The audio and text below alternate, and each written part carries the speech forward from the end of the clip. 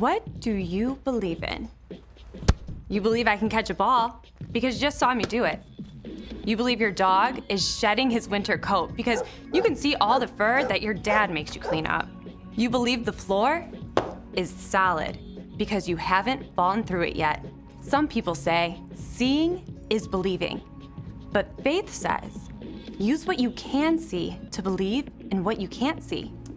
You can't see the wind, but on those wild, stormy evenings, you can see what it does. Whew.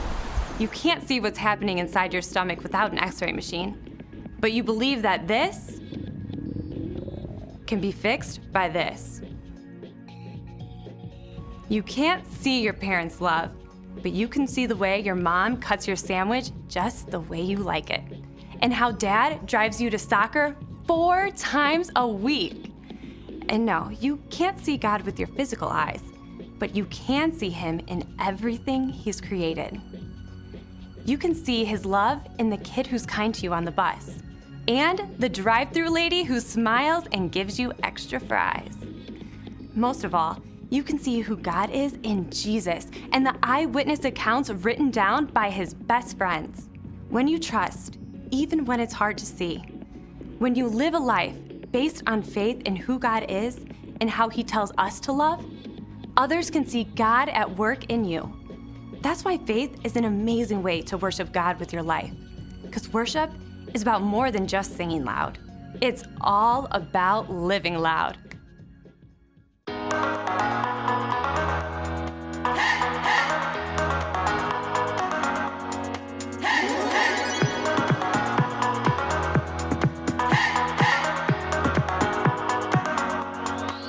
This is my faith, this is my focus, all of my days. I know where my hope is, I live it loud. I shout the chorus, because I know, oh, you're always for us. And even when it's hard for me to see, I will trust in you, I will believe. And even when it's hard for me to see, I will trust in you, I will believe. And keep on looking to you for where I'm going, knowing you go there too. I'll keep on looking to you. I fix my eyes on you. You are my only focus. You are my only focus. You are my only focus. I fix my eyes on you. This is my faith, this is my focus, all of my days. I know where my hope is, I'll live it loud. I shout the chorus, because I know, oh, you're always for us. And even when it's hard for me to see, I will trust in you, I will believe. And even when it's hard for me to see, I will trust in you, I will believe. And keep on looking to you for where I'm going, knowing you go there too. I'll keep on looking to you. I'll fix my eyes on you. You are my only focus. You are my only focus. You are my only focus. I fix my eyes on you, oh yeah. Woo! You ready? Come on, let's go. Hands in the air, hands in the air. I know you're there, I know you're there. Anywhere, oh. Anywhere. I fix my eyes on you. Hands in the air, hands in the air. I know you're there, I know you're there. Anywhere. I fix my eyes on you. And keep on looking to you for where I'm going, knowing you go there too. I'll keep on looking to you. I'll fix my eyes on you. You are my only, you are my only focus. You are my only fix my eyes on you, on you, on you.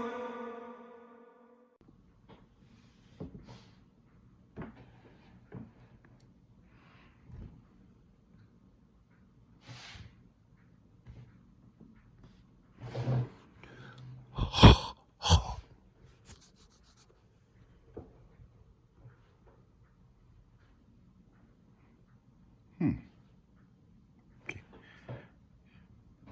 Okay, I think it's focused now. Oh. Okay, it's focused now. Hi, this is Pastor Franklin, and this is the month of June. And because it's June, we have our new theme for the month, which is focus. Take a closer look. When I was in third grade, I was having a hard time in class, but I didn't know why. I had a difficult time doing my work and all that other stuff, and I didn't know why. And I just remember my teacher reaching out to my mother. She called my mother on the telephone, and they had a big old talk. And then I remember, like a week later, I'm going to the eye doctor, and I'm wondering what is going on. So I go to the eye doctor, and I'm going through all these tests and everything, and I have to.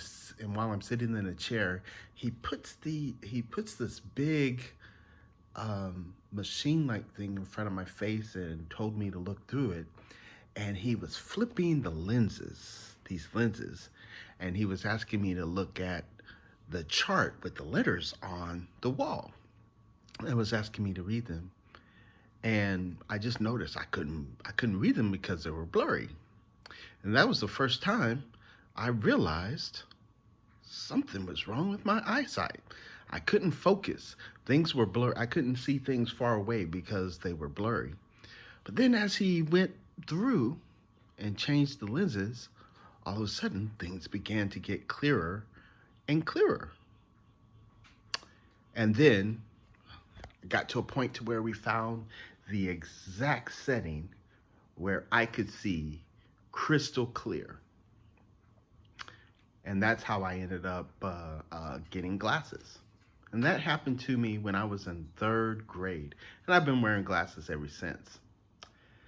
Well, our memory verse for this month is Hebrews chapter 11, verse 1. And it says, now faith is the substance of things hoped for, the evidence of things not seen. Faith is like a pair of glasses. It helps us to be able to see things a little bit more clearly. What do you mean by that, Pastor Franklin? Well, we can take a look at someone such as Abraham, who God told him to leave his country, leave his family, leave everything he was familiar with, and to go to a place that God was going to show him, that he had promised God that I'm going to give you and your descendants this land. Well, Abraham, he couldn't see clearly, but he was able to see it through the eyes of faith. And all faith is this. It's trusting in God no matter what. That's all faith is. And when you hear someone say, oh, you need to step out on faith, all that means is that you can't see exactly where you're going to go. You don't know exactly how it's going to turn out. But you trust God so much that you know that he's going to get you where you need to go regardless. Not to say that it will not be, the trip might not be a little bumpy along the way, but God is going to get you to wherever you need to go, because God wants to use you. Yes, I said it. Wants to use you to help bring his kingdom on earth.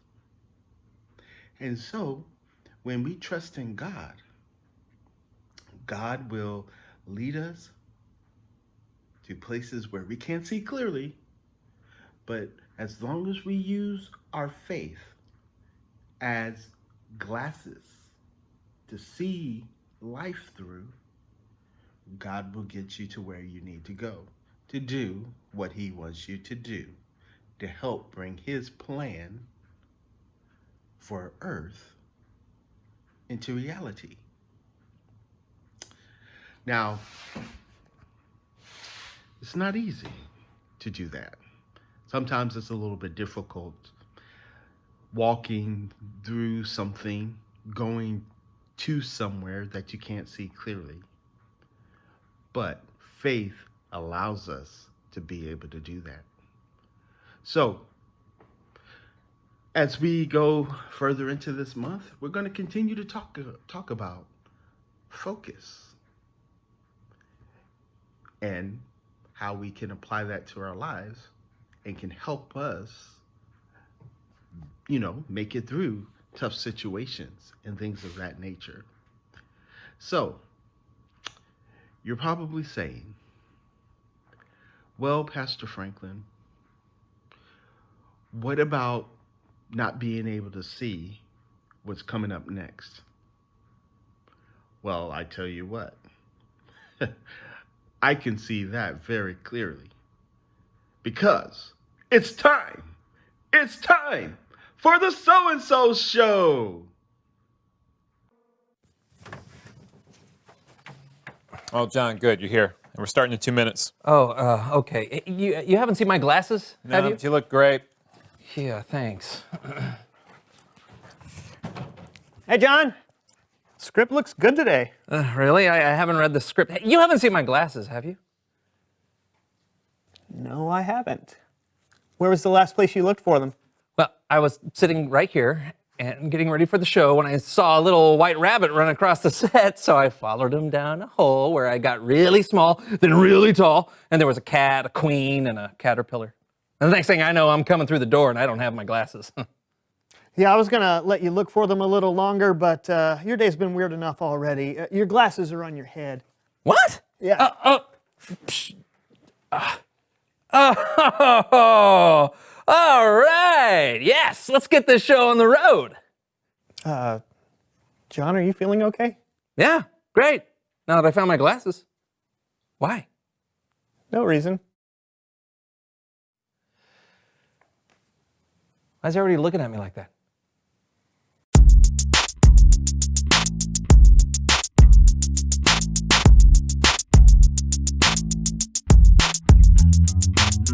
Welcome to the So-and-So Show. I'm Brandon. Hello! And we are glad you're hanging out with us today. Yep. Hey, what is with the glasses? Whoa! Trying out my new toy that came in a cereal box. You're telling me those binoculars came in this box? Yeah, but they're not binoculars, they're micro goggles. Ooh, what's micro goggles? Yeah, they're kind of like hands-free microscopes. They help you focus in on tiny things so you can see them closer. Oh, yeah, okay. There's apparently a secret message on the back of this that I need to use these to find out what it says. Oh, really? Cool. What's the secret message say? Eat more cereal. You don't say. Yeah. Mind if I take a look? No, I guess it's kind of a subliminal marketing thing, huh? I don't think it's subliminal. Wow, man! Yeah. What are you saying? These things are useless. What? I'm sending them back. No, you don't have to send them back. Wait. We could use them to play a game. Oh, great! It's time to play Random Magnified Things. Hey! Random magnified things. Okay, this screen is about to show us random things as seen through your micro goggles. Okay. So, each image is magnified 100 times its normal viewing size. All we have to do is figure out what each thing is. Whoever gets the most right wins. Got it? Of course. Great, you go first. All right, hit me small. That looks like, let's see, 100 times. I'm gonna go with it looks like a trombone, but that's too big, right? I don't That'd know. be their actual size. Like this is how big a trombone normally It is. looks like a bridge to me. Yeah, I don't know. I'm gonna go with a thumbtack. Thumbtack? Yeah, the curvature of the thumbtack. All right, sure. Okay, great. Yeah, let's see if you're right.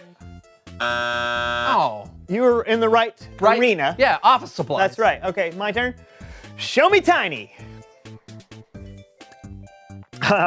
Okay. I think I know what this is. I would guess it was like a close-up of like a grasshopper or something like Yeah, that. But yeah. there's a little red here. A little red and a little green. I'm gonna guess a strawberry. Ooh, strawberry it is. Brandon guesses strawberry. What is it?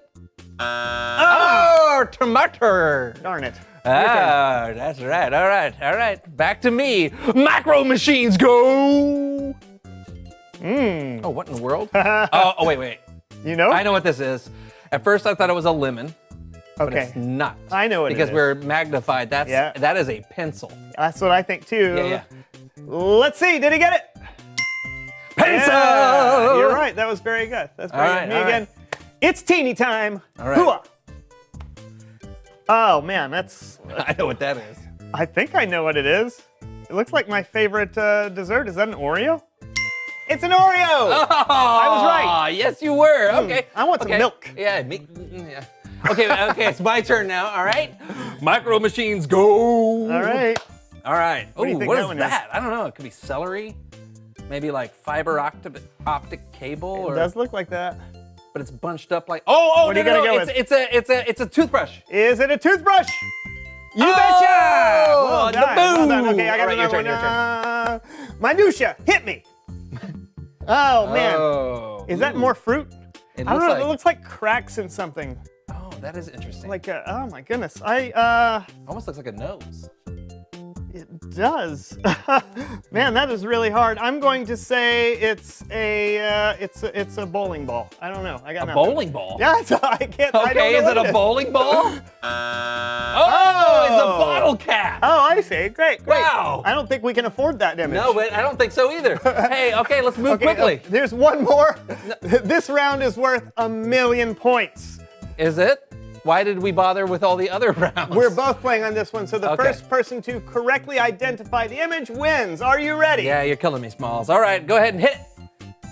It's fool's gold. No. Is It's it, cornbread. Cornbread. No, it's the inside of an orange. It's no. I'm it's not very good with colors. Shush. Okay, why It's- shush? Because I don't want you to win. It's a rock candy. Rock candy, It's- that's good. It's the inside of a bee. honeycomb? Hive. Honeycomb. It's a sponge.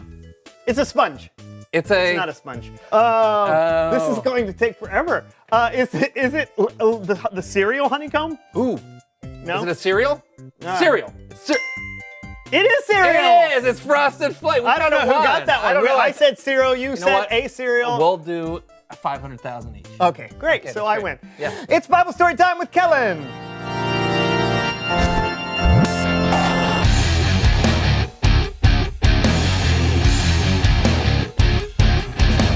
Hey guys, what's going on? Why do you have binoculars on your face? They're not binoculars. Don't ask. Do you have something for us? Well, I do. It's all about folks who believe in something they couldn't see. Sounds perfect. They're micro goggles. Take it away, Kellen. You bet. Now, we can't actually see God, not even with micro goggles. But we can see the stories of people in the past who put their faith in God. And I've got some special people to help me tell some of their stories.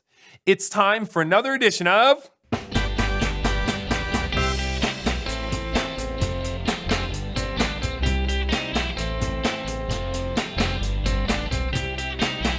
Kids Perspective!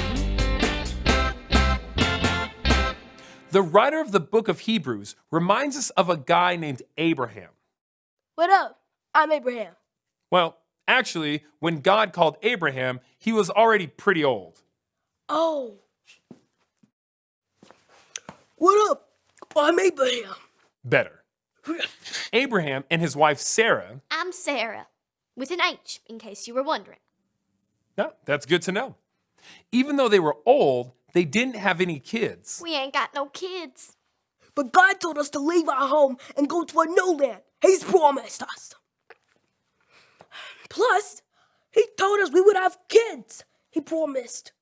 Look at us. We're old. We're like cassette players or rotary phones. Didn't you hear what I said? I said he promised. Oh, then let's go. So they followed God and they had kids and grandkids and great-grandkids. We got kids now. Yeah, we do. Yes, they did, just like God promised. God also promised Abraham that the whole world would be blessed because of Abraham's family. Abraham would not be alive to see the whole world being blessed, but he had faith that God would keep his promise. And now let's talk about one of Abraham's great. Why not just say descendants? Yeah, that'd be easier. One of Abraham's descendants, Moses. Let my people go! Wait, before that, when Moses was a baby. Goo goo gaga! He was rescued by his mother, who hid him in a basket on the banks of the Nile River Wah! until he was found by Pharaoh's daughter. Aw, look at you, my sweet little Mama! baby. Yeah, so Moses was raised in the royal Egyptian family, even though he was actually an Israelite. The Israelites were slaves of the Egyptians. But one day, God spoke to Moses through a burning bush. I want you to bring the Israelites out of Egypt and into a land flowing with milk and honey. They are my people. As much as I love milk and honey, I'm not sure I'm the right guy for the job. I will be with you. Oh, all right then. Moses chose to stand with his own people, God's people, and he led them to freedom from slavery. Oh, you can do it now. Oh, let my people go! Mwah, beautiful. Thank you. The Israelites were free from slavery. And even though Moses didn't live to see the land flowing with milk and honey that God promised his people, Moses still had faith that God would keep his promise. Then there was David, who was anointed to be king of Israel. That's right. I'm anointed. What does anointed mean? It means you're not king yet. I'm still the king. So give me that crown. Oh, okay. Here you go, King Saul. Thank you.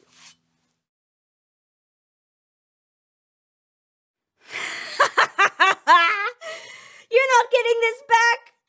I'm going to be the king, and then my son will be king, and then my son's son will be king, and then my son's son will be king, and then... Sorry, King Saul. God promised David he would be the next king. He promised? Man.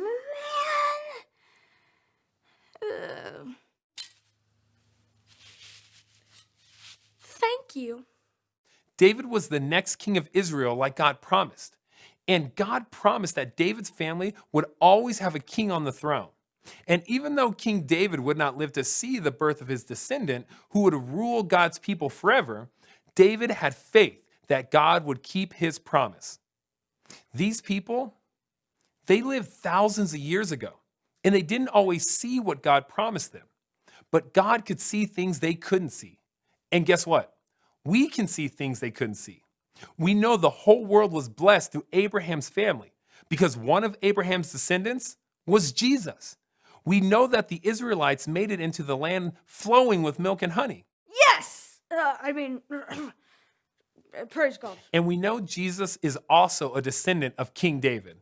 And even though we can't see forever, we can have faith that Jesus will always rule like a king because that's what God promised. The end. That was great, kids. Thank you so much for your help. That is so cool, Kellen. You don't actually have to see something to believe in it. That's right, which means you don't have to wear these anymore. Oh, yeah. True. We can have faith in God just by reading about people from the past. Or there are even things we can see today that can help us believe in God. Such as? Well, maybe you can see God in things he's created. Or you can see how God works in the lives of people around you. That's true. Thanks, Kellen. No problem. I'll catch you guys next time. Okay, and I'll see you then. Okay. You know, I believe in things I can't see all the time. You do? Yeah, like air. Can't see it, believe in it, though. Oh, What? nothing. I don't know, I expected you to say something like leprechauns. Why would I say something like that? No reason. Do you know something I don't know, Brandon? Wait, are leprechauns real? Are leprechauns real? Reveal the question. What are things you believe that you can't see? You got anything? I don't know, maybe leprechauns. Okay. What about you? What are things you believe that you can't see? Is it germs, radio waves, or something else? Talk about it together. Yeah, I gotta find one, because they'll lead me to their pot of marshmallows or whatever. There are no such thing as leprechauns. Yeah, what is I it? don't What is know it? why. There's blue diamonds, orange stars, green clovers, purple hot shoes. Okay, that was the So-and-So Show, folks. Goodbye. And got to find. Come here, little leprechaun. It's deep space. Oh, dark matter. Dark matter. They think dark matter exists. It's the binding material in the universe. A tooth cavity. Look Yeah. closer. Look closer. Okay. There's a little bit of light. Is this a star? Is this like a singular star in the distance? Is it a tire tread? It's tires, right? Leather. It's black leather. No. The TV's turned off, John.